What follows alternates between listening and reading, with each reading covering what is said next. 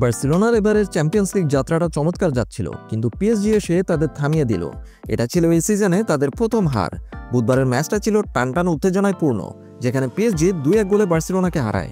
শেষ মুহূর্তে Gonzalo Ramos নামের একজন খেলোয়াড় গোল করে বার্সেলোনার সব স্বপ্ন ভেঙে দেন। ম্যাচের শুরুটা ছিল বার্সেলোনার জন্য দারুণ। ফেরান টোরেস গোল করে দলকে এগিয়ে নিয়ে যান, মনে হচ্ছিল তারাই হয়তো জিতবে, কিন্তু সেই আনন্দ বেশিক্ষণ স্থায়ী হলো না। প্রথমার্ধ শেষ হওয়ার আগেই সেনি মাইউলু গোল করে পিএসজিকে সমতায় ফেরান।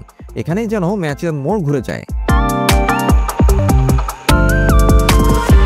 ম্যাচ শেষে বার্সেলোনার কোচ হ্যান্সি ফ্লিক স্বীকার করেছেন তাদের দল আসলে জেতার যোগ্য ছিল না। তিনি বলেন, প্রথম হাফটা আমরা দ্বিতীয় হাফের চেয়ে অনেক ভালো খেলেছি, কিন্তু পরে আমরা খুব ক্লান্ত হয়ে পড়ি এবং আরও গোল খেয়ে যাই। সত্যি কথা বলতে পিএসজি একটি দুর্দান্ত দল। তাদের খেলোয়াড়রা খুবই তরুণ এবং অনেক দ্রুত লয়ে খেলে। তারা অসাধারণ পারফর্ম করেছে। আমরা আমাদের সেরা খেলাটা খেলতে পারিনি, যা এমন শক্তিশালী দলের বিপক্ষে খুব দরকার ছিল। ওদের জয় প্রাপ্য ছিল। হ্যান্সি ফ্লিক আরও বলেন, আমরা খুবই হতাশ। যখন এক গোলে স্কোর লাইন ডিফেন্ড করতে হয়, তখন ম্যাচের শেষ দিকে আরও বুদ্ধি করে খেলা উচিত ছিল, কিন্তু আমরা সেটা পারিনি।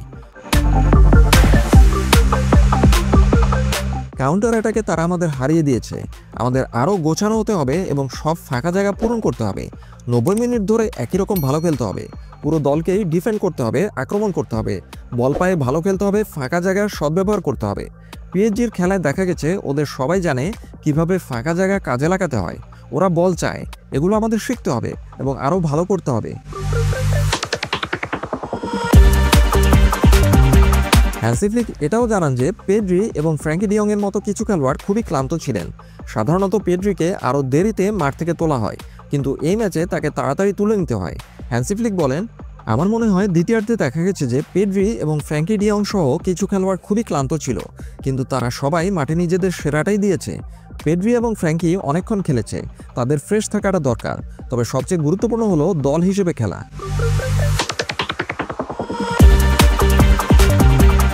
এই হার থেকে বার্সেলোনার অনেক কিছু শেখার আছে। বিশেষ করে দলের সব খেলোয়াড়কে শেষ পর্যন্ত একই রকম ভালো খেলতে হবে।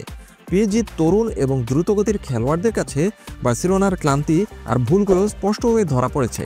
এখন দেখতে হবে তারা এই হার থেকে কী শিখে এবং পরের ম্যাচগুলোতে কিভাবে ঘুরে দাঁড়ায়।